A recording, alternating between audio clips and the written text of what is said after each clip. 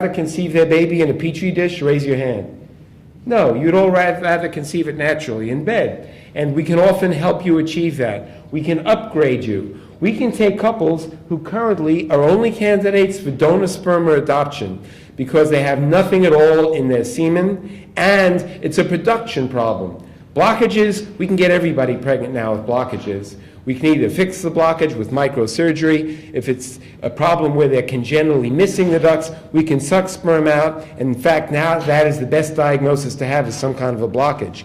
But even men that don't have blockages, we can treat them either with medications or microsurgery. Varicocele sometimes helps. And we can make them candidates from donor sperm to at least have enough sperm produced inside the testicle that we can extract those sperm, and they can now be candidates for IVF. So before, we couldn't do anything except donor sperm or adoption. But now, by working with our IVF colleagues, we can get enough sperm that they can be a candidate for intracytoplasmic sperm injection. That's where all we need is one sperm for each egg. Normally, a man has 200 million in his ejaculate. If a wife has 15 eggs, all we need is 15 sperm. And we can now find or get them to make 15 sperm by treating them. Or we can take couples who are only candidates for what I just described as TESE, testicular sperm extraction, and upgrade them by treating them. Instead of having to dig inside the testicles, which is not a simple procedure, it's very invasive. It often results in a permanent drop in a male's testosterone production. But if we can get them to produce enough sperm in the semen, we now make them candidates for IVF just using the specimen that they give on the day of IVF instead of having to go in and split the testicles open. And that's a big advantage. And that's the other advantage of working with urologists and reproductive endocrinologists together. We can upgrade a couple from nothing to TESE, from TESE to ICSI. Let's say you only have enough sperm now for IVF. By treating the man, we can upgrade you from IVF to intrauterine insemination. Far, far simpler for the couple, far less expensive. I think most of you know what IUI is. That's where we take the man's specimen, we put it at the bottom of a special gel, we have the sperm compete against each other to swim to the top of the gel, and we scoop up the winners of the race. Those are his fastest sperm. As you might imagine, the ones that have better shapes, if you've seen the Olympic swimming, the ones that have fastest also tend to have better shapes. And those are the better sperm. So we can upgrade a man from being only a candidate for IVF to now making him a candidate for IUI. And very commonly, only a candidate for IUI, by treating the male, you can now allow natural conception. Now, male factor infertility has a lot of causes, but virtually all of them are now treatable. The first two we now treat with microsurgery, but even those that have what we call testicular failure, Klinefelter syndrome, have had a history of treatment with cancer, even those we can get pregnant now with the testicular sperm extraction procedure. So there's no such thing as men who are untreatable, except with very rare exceptions. There are some men that are missing a little part of their Y chromosome. It's called a micro-Y deletion. And there are 3 different parts of the Y chromosome, A, B, and C. Those that have the C deletion, 60% of the time we can get sperm. But a very small percentage of men are missing the A and the B part, and thus far, that's the only situation in which we're not yet able to treat a man, is if he has that part of his Y chromosome completely deleted. And fortunately, that's the rarest of the deletions. Now, zero sperm counts, as I'd mentioned to you, there are 2 basic causes. Either you're making the sperm, but they can't get out. That's a blockage. This shows a testicle biopsy, what it looks like with normal production. Or you're not making the sperm, a lack of production. That's much more difficult to treat, but we're now able to treat a majority of these men too. We usually don't need to do a biopsy to make that diagnosis. We can make those diagnoses by the examination. If a man has a small testicle and he has a high FSH, we don't need to do a biopsy. We know it's a production problem. There's no need to do the biopsy unless you're going in to extract sperm, in which case an ordinary biopsy isn't the right way to go anyway. You'd want to do a microsurgical testicular sperm extraction so you can remove the smallest amount of testicle with the highest possibility of finding sperm. On the other hand, if you've got the large testicle and the normal FSH and a hernia scar, let's say, or a scrotal scar from a hydrocele operation, and then there's a blood test that we just recently, it's going to be coming out in the January issue of the Journal of Urology, anti-sperm antibodies. Everybody knows if you have an infection or a virus, you make antibodies against that infection or virus. Sperm are normally never exposed to a man's immune system. They're hidden inside the testicle. They're hidden inside what's called the blood-testis barrier that prevents sperm from ever escaping. And then they leave through a series of ducts which have a continuous lining such that the sperm never escape and are never seen by the immune system. If sperm do escape because there's a blockage or because there was a history of infection, your body looks at that sperm and says, "What is this? This only has 23 chromosomes instead of 46. This has a tiny compact head with no cytoplasm. It has a tail and it swims. There's no cell in the body that looks like that." So your body's immune system thinks it's a foreign body, and it makes antibodies to attack the sperm. We can measure these antibodies. And about 80% of men who are blocked, we can measure antibodies in the blood. If we find antibodies in the blood, then we know you have a blockage. You don't need a biopsy. There's no way you can make antibodies against sperm unless you're making the sperm. So it's a very simple blood test, anti-sperm antibodies. It's highly accurate in predicting blockages. If it's positive, you're always blocked, and we immediately will then go to an operation to find the blockage and fix it with microsurgery. If it's negative, it doesn't mean you're not blocked. That's the one situation in which we still will do a diagnostic testis biopsy. If a man has a negative antibody test, but the FSH is normal and the testicles feel normal, and maybe the ducts are a little bit swollen or they're not, and we're not sure. And even in those cases, when we do the biopsy, if it turns out it is a blockage and we find sperm, we freeze that sperm. So every biopsy can potentially not only be useful for diagnosis, but we can use the sperm that we got from that to freeze. So a man should not have a diagnostic biopsy unless the facility where it's being done has the ability to freeze any sperm that he finds so that those sperm won't be wasted.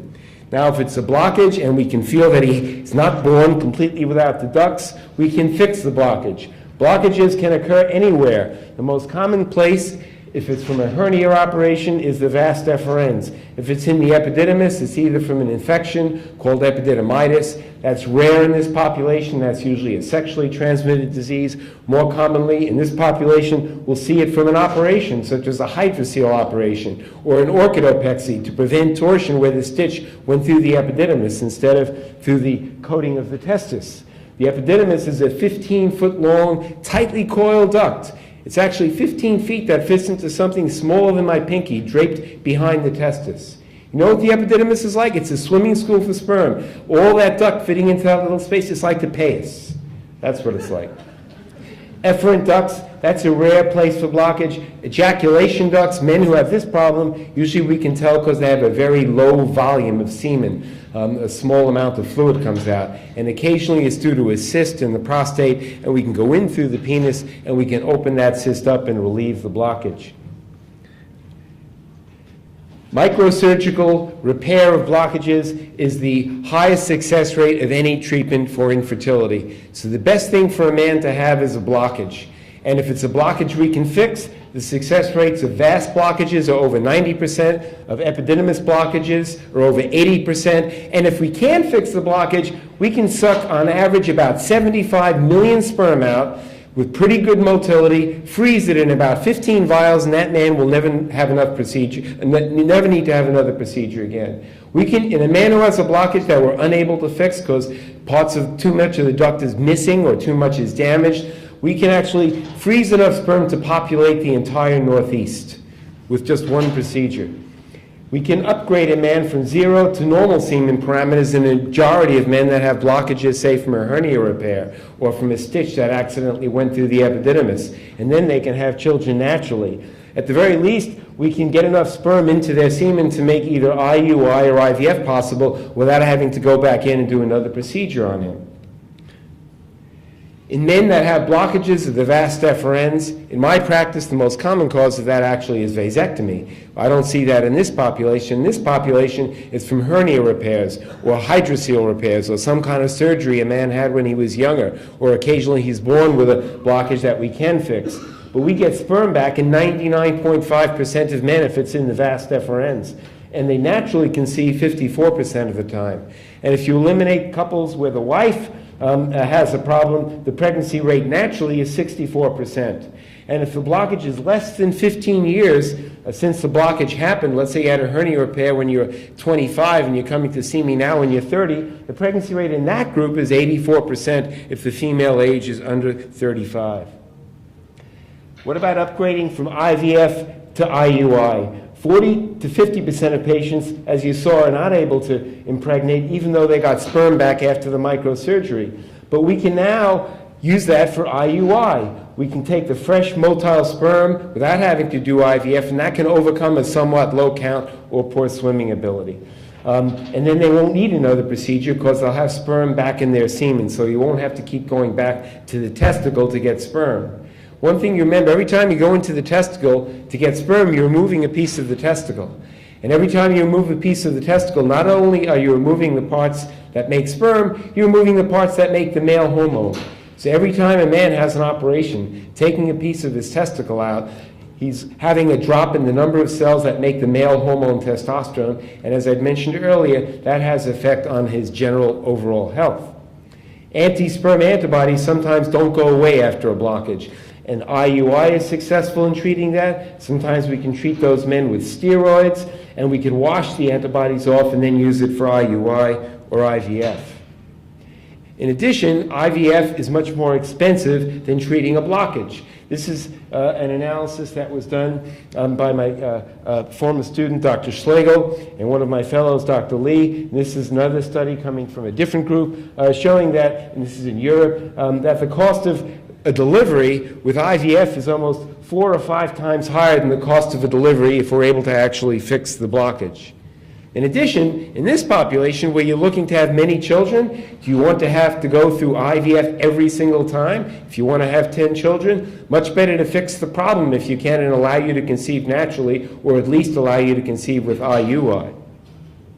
Electroejaculation we use in some men that are either not able to ejaculate because of neurological problems, diabetes, or some other physical problem, paralysis, and there's a significant number of men who simply are unable to ejaculate. And if we're not able to treat them with sex therapy and they're still not able to ejaculate, we can stimulate them. We have to put them to sleep unless they're paralyzed, and the success rate of that is almost over 90% for getting very good sperm. So that's a successful treatment for men who have an ejaculation. They simply are not able to ejaculate. Ejaculatory duct blockage, which is due to a cyst in the prostate right here, we can treat those men.